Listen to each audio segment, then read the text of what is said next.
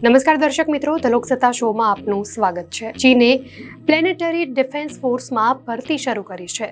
આ એટલા માટે કરવામાં આવ્યું છે જેથી પૃથ્વીને એસ્ટેરોઇડ સાથે અથડાવાથી થતા નુકસાનથી બચાવી શકાય। વાસ્તવમાં ચીની વૈજ્ઞાનિકોના મતે 2032 સુધીમાં એક એસ્ટેરોઇડ પૃથ્વી સાથે અથડાશે। મહત્વનું છે કે ભારતે પણ આ દિશામાં પહેલ શરૂ કરી છે।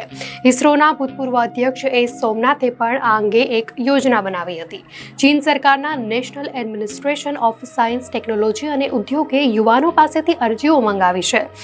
એક અહેવાલ મુજબ આ જાહેરાતો ચીનની મેસેજિંગ એપ વીચેટ પર પોસ્ટ કરાઈ છે।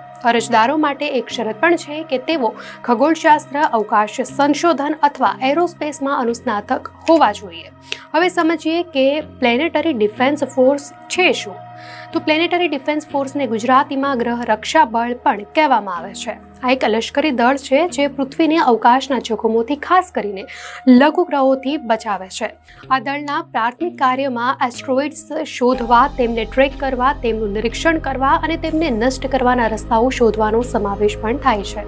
અત્યાર સુધી ફક્ત ચીન, અમેરિકા અને રશિયા પાસે જ આવી સિસ્ટમ ઉપલબ્ધ છે, પરંતુ હવે ભારત પણ આ દિશામાં આગળ વધવા જઈ રહ્યું છે। પૃથ્વી સાથે અથડાવાની શક્યતા વધુ છે। તે 2024 YR4 છે। તેની ઓળખ ગયા વર્ષે જ થઈ હતી અને તે 2032માં પૃથ્વીની નજીક આવી શકે છે।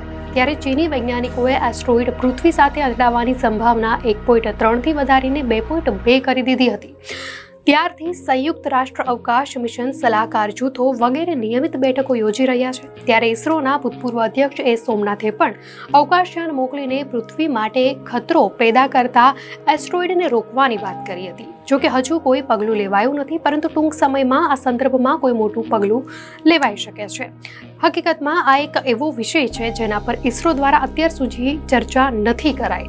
હકીકતમાં એક દિવસમાં હજારો લઘુગ્રહો પૃથ્વી તરફ આગળ વધે છે, પરંતુ તે ખૂબ નાના હોવાથી તે કાં તો બળી જાય છે અથવા એટલા અસરકારક નથી કે તે કોઈ નુકસાન પહોંચાડી શકે છે।